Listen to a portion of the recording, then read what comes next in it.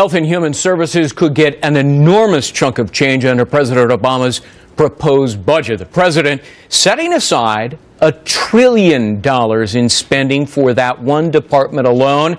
It includes nearly $2 billion to fund new Obamacare plans and more than $30 billion for biomedical research, also calling for $400 billion in Medicare and Medicaid cuts over 10 years. Stu Varney joins us, host of Varney and Comedy. Stu, talk to us about the big picture. That is such an enormous number, $1 trillion.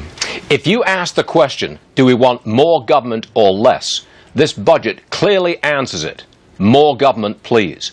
There is in this plan, there is a whopping great big increase in spending. We will be spending nearly $4 trillion by the year 2015.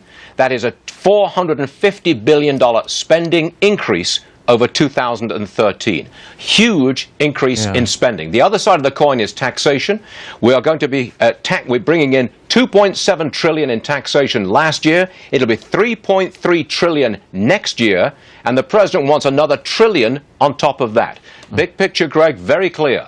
Tax more, spend more government. Off camera, you were telling me about the earned income tax credit and how this is an enormous expansion of entitlement benefits? Yes. Included in this budget, there is an expansion of the earned income tax credit. That is a check that goes out in the mail to people who are working but earn very little money. The president proposes to expand that, bring in an extra 13 million people to get that check every year. Those 13 million people will have no children. At the moment, you can't get the earned income tax credit, or most people can't, if they've got no children. The president will expand that. People with no children will be brought in.